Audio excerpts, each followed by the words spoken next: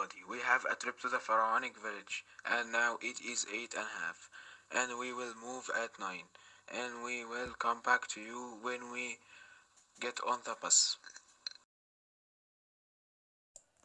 Now we got on the bus, and on our way to the pharaonic village, and may God deliver us safely. The pharaonic village is located in the center of Cairo on Jacob Island, surrounded by trees on all sides. The pharaonic village contains 14 museums representing different eras of ancient and modern Egypt's history. Among those museums are Cleopatra Museum, Mummification Museum, Boat Museum, Pyramids Museum, Napoleon Museum, Museum of Modern Egypt, Gamal Abdel Nasser Museum, Sadat Museum, Muhammad Naguib Museum, Replica of Tutankhamun's tomb, Museum of Arts and Beliefs, Islamic Museum, the Coptic Museum, and the Museum of the January 25 Revolution. Next to there is an art center and children's playgrounds. Of course, guys, the idea of the pharaonic village is based on bringing the ancient Egyptian times closer to the visitor. At the beginning of his visit, the visitor passes by representatives who wear the pharaonic costume and imitated by the ancients in the manufacture of papyrus, hunting, drawing, sculpture, agriculture, mummification, and so on.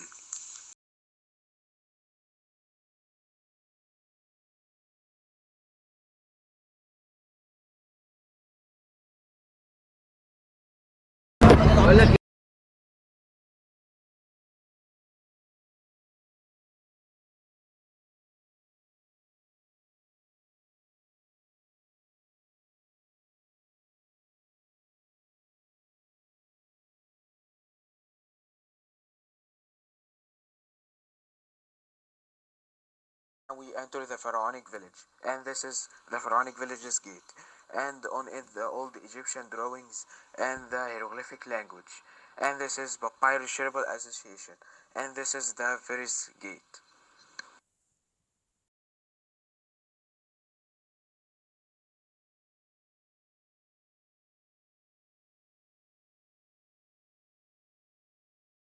Now installed ferry, and we will see the gods and how things are made by the pharaohs.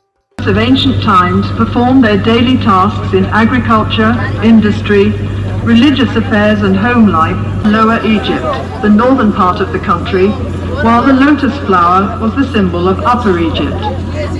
As well as being prized for its perfume, the lotus symbolized resurrection to the ancient Egyptians because the flower opens when the life-giving sun is out and closes when the sun sets.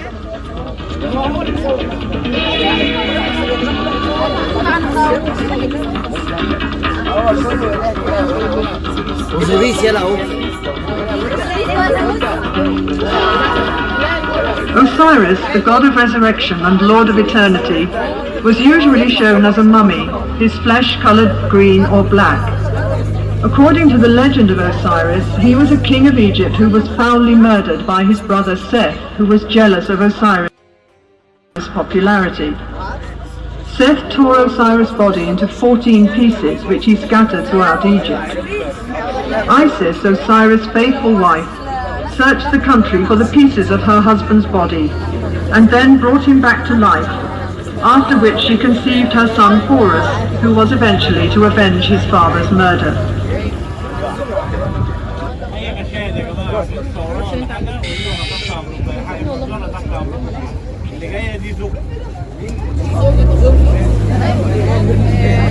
The faithful wife and devoted mother. In the early centuries AD, the cult of Isis was taken to Europe by Roman soldiers who had served in Egypt. The most famous temple of Isis can be visited nowadays on the island of Philae at Aswan. After years of conflict, Horus was at last triumphant.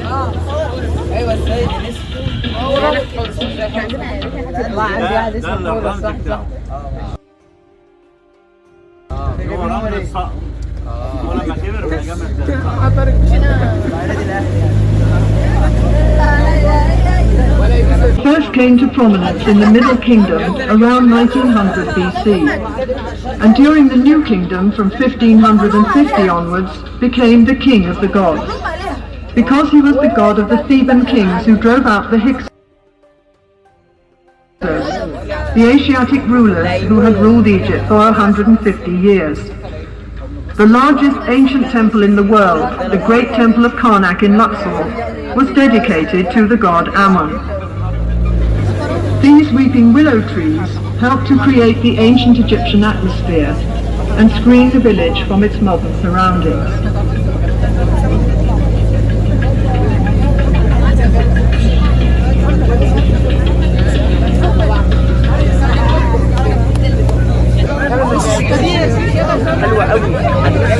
Thutmose III was one of the greatest generals of ancient times.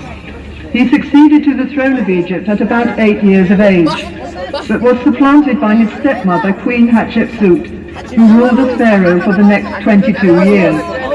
During this time, Thutmose trained in the priesthood and the army. As pharaoh, he carried out 17 military campaigns in Western Asia and extended the frontiers of the Egyptian Empire to their furthest limits. Standing in the water is a Nilometer, a gauge used by the ancient Egyptians to measure the rise of the annual flood which occurred every summer. This enabled tax assessors to estimate the revenue from the grain harvest the following spring. Even in those days, farmers complained that they did all the work and the taxman got all the profit.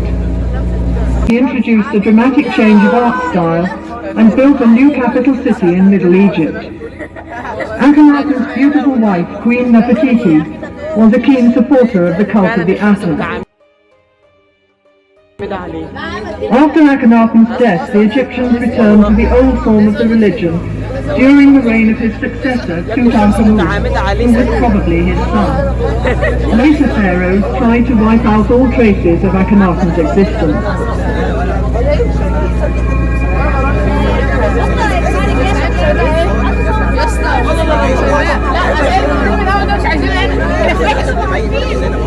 Ramesses II had one of the longest reigns in ancient Egyptian history, as he was pharaoh for 67 years. In the 5th year of his reign, he fought a great battle against the Hittites from northern Syria. The battle was indecisive, both sides claiming victory, but it is certain that Ramesses' personal courage saved the Egyptians from defeat.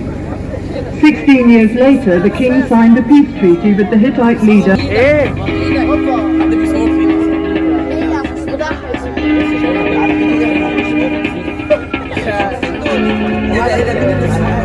The most famous of Ramesses II's monuments is the great temple at Abu Simbel in Nubia, south of Aswan. This magnificent building, with its famous colossal statues of the king, was cut entirely in the rock, along with the nearby temple of Ramesses' favorite queen, Nefertari. The two temples were rescued from the waters of Lake Nasser when the Aswan High Dam was being built in the 1960s.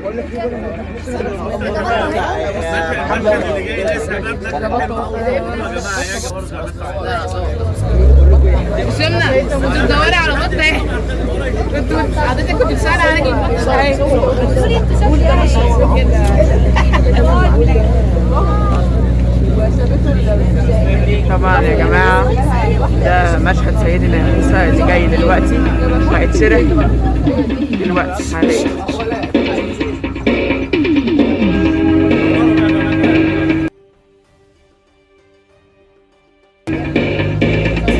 This scene shows the discovery of the child Moses, whose mother had put him in a basket and floated it on the Nile to prevent him from being killed by Pharaoh's soldiers.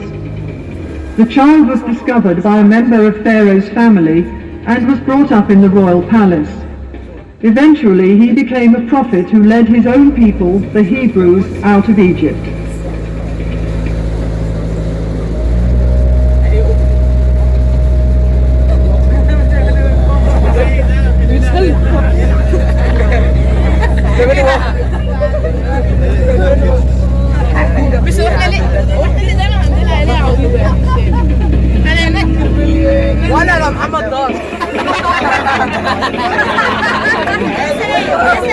The grotesque dwarf god Bes was a great favorite with the Egyptians. He was believed to protect people against snakes and scorpions, and was particularly regarded as a patron of women in childbirth. In general, Best was the god of pleasure and enjoyment of every kind.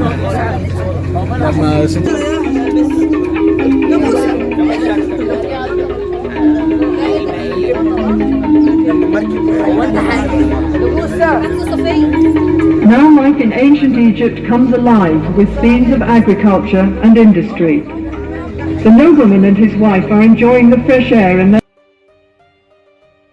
garden pavilion. They are playing a game called senet, a game for two players, a form of which is still played in Egypt today. Ploughing is the first operation in preparing the land for cultivation, and here we see the ploughman with his team and the simple wooden plough. After ploughing, the heavy clods of soil are broken up with a hoe, and then furrows are made with the broad-bladed mattock. The sower scatters the seed from a small bag or basket, and sheep follow the sower to press the seed into the tough soil inside. When the grain is harvested, the sheaves are carried to the threshing floor in a net bag hung on a long pole. When a thick for taxation purposes, as there was no money in Egypt in pharaonic times.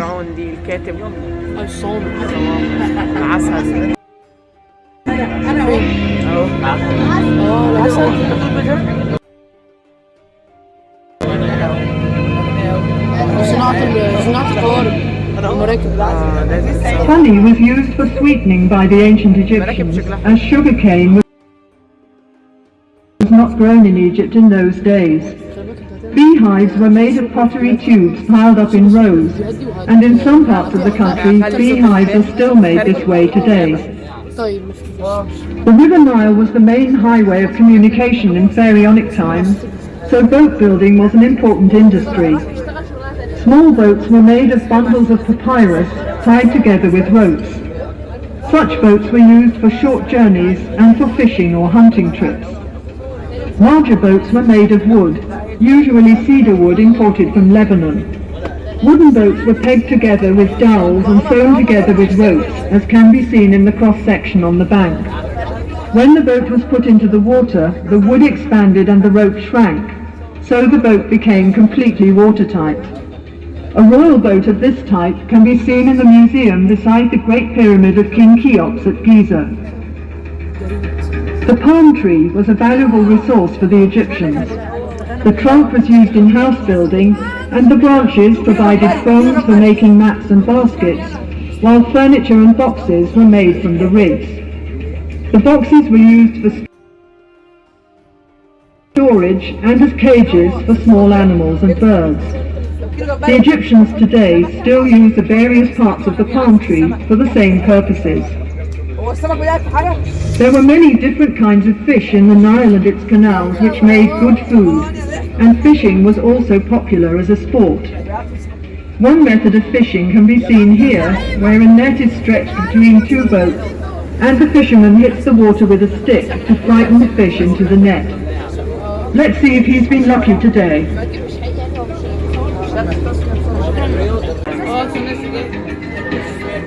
Glass making was introduced into Egypt after the military campaigns of Thutmose III about 1450 BC, when captive glass makers were brought here from Syria. Glass was used for making beads, inlays, amulets and small vessels, which were formed around a core, as glass blowing was not invented until the 1st century BC. In Ptolemaic times, Alexandria became a centre of glass craftsmanship, and in the Roman period, fine cameos were produced in the same city.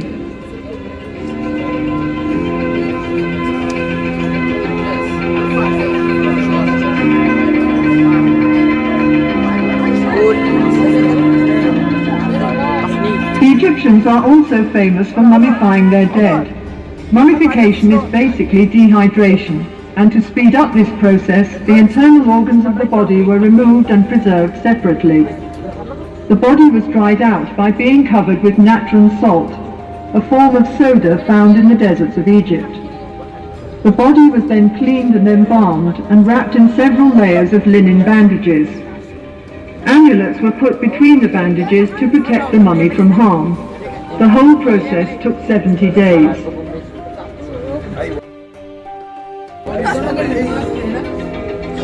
ايوه ايوه هو بس يا اسطى بس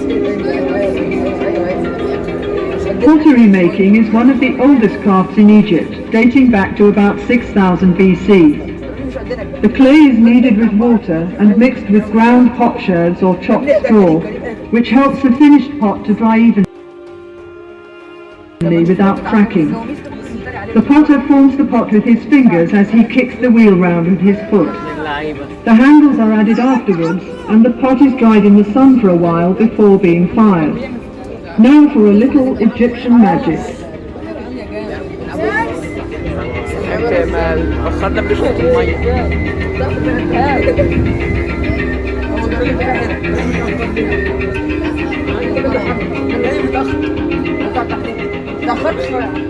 This scene shows the different stages in decorating a stone wall.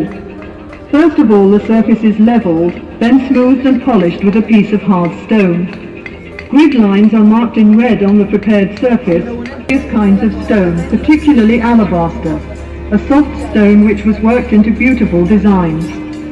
After the rough piece of alabaster has been polished smooth, the inside is hollowed out with a drill with a flint or copper bit. The vase is sunk into the ground to prevent cracking during drilling. Alabaster vases were used as lamps and for storing perfumes and precious oils.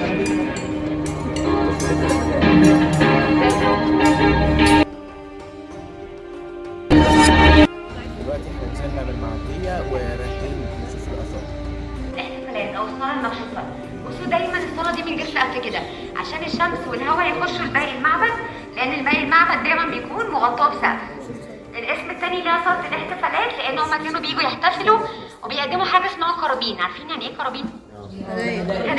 هدايا دي هدايا للآلهة بالظبط كده، خضار، فاكهة، حبوب، عطور، ذهب. بيقدموا الحاجات دي على حسب المستوى المادي بتاعهم. بعد كده الكهنة اللي كانوا بيشتغلوا في المعبد ياخدوا القرابين دي من الشعب يخزنوها في أماكن زي المخازن، غرف صغيرة كده. شايفين المركب اللي ورانا دي؟ المركب دي مكانها طول السنة بتكون جوه المعبد، لكن في أيام الأعياد يخرجوها الكهنة هنا عشان تيجي لعامة الشعب يقدموا قرابين قدام المركب دي. شايفين التمثال اللي جوه ده؟ ده بيكون دايما تمثال الإله الرئيسي للعبادة داخل المعبد نفسه. تمام؟ فاكرين أنا قلت الإله الرئيسي للعبادة في هنا إيه؟ كان مين؟ بالظبط. يلا.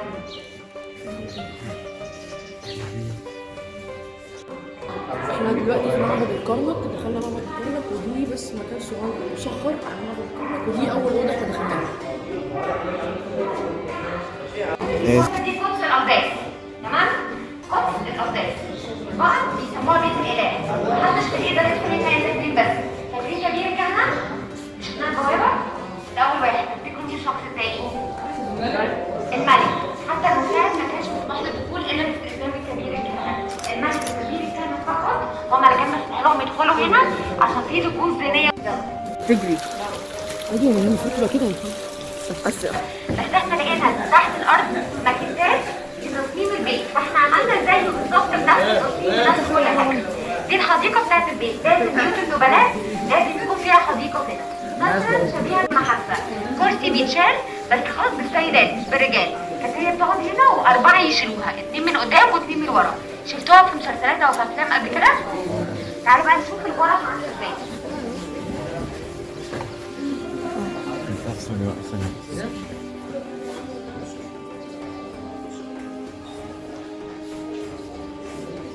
طيب ده كان تصميم البيت. طبعا البيت الاصلي كان اكبر من كده بس نفس التصميم ده بالظبط كده. عندنا هنا دلوقتي ايه؟ دي زوجة النبيل. بصوا كده، بصوا الآلة الخشبية اللي وراها دي آلة مصرية قديمة، المصريين هم اللي اخترعوا الآلة الموسيقية اللي ورا دي، اسمها آلة الهارب. عارفين الوتر بتاع المزيكا، وتر الجيتار أو العود؟ أول آلة نجد فيها الوتر ده كانت هي آلة الهارب، يعني هم اللي اخترعوا فكرة الوتر بتاع الموسيقى. روحوا هناك. نروح هناك هنا نشوف كده الأوضة الثانية. الأوضة الثانية خاصة بالنبيل صاحب البيت. بصوا احنا وجدنا اشكال كتير من السراير في مصر، ده واحد منهم. وجدنا الاكبر من ده والاصغر من ده. ده واحد يعني سرير فرد واحد بس مصنوع من الخشب. المرتبة دي مصنوعة من التيفال، والاسود ده مسند رأس. بس ده مش زي المخدة. هما عشان يناموا عليه حاجة تكون مريحة شوية كانوا بيعملوا حاجة زي المخدة. عارفين ماشي اسمه كتان؟ كانوا بيجيبوا ماشي كتان ده يعملوا طبقات من يخيطوها بحيث انها تكون حاجة زي المخدة. هنا نفس الكلام كده. هتيجوا هنا كده تشوفوا الغرفة الثانية غرفة الاستحمام. دي كانت منفصلة عن دي مش زي دلوقتي. الغرفة الثالثة غرفة تخزين الأكل بس. المطبخ لسه هنشوفه في الباك يارد بره.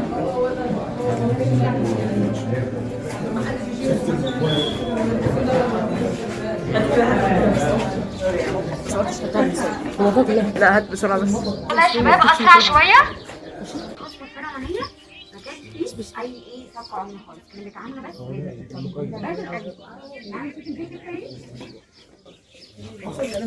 حاجة كتب صورة في الحكم. نعم. دلوقتي يا جماعة داخلين مكان بس ما ينفعش نصور فيه، فاحنا هنوقف التصوير لحد ما نخلص خالص.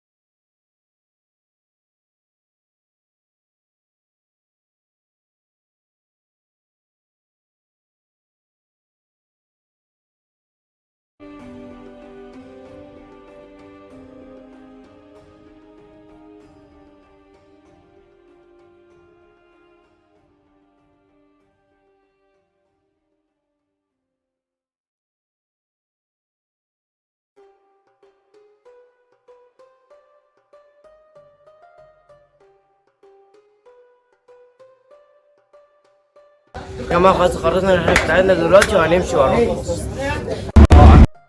We are now on our way to school, and now you are going to hear a short expression on the trip. 2 weeks ago, our school announced about a trip. In this trip, we went to the pharaonic village. Our school in this trip wanted us to do a project. In that trip, we went by the bus. We arrived to the pharaonic village in 45 minutes. When we arrived, we rode the ferry. In the ferry, there were a audio. This audio explained the pharaoh's gods and the pharaoh's life. The ferry stopped at a miniature temple of Karnak temple. Then we went to a museum. In this museum, toilets, baths of pharaohs in this museum. Then we took a break. Then we go to a museum. In this museum, there is a tour guide. This tour guide explained us how the pharaohs built the pyramids. Then we go to the mummies museum and we took a very beautiful photos in this trip. We were very excited in this trip very much. Thanks for watching the video.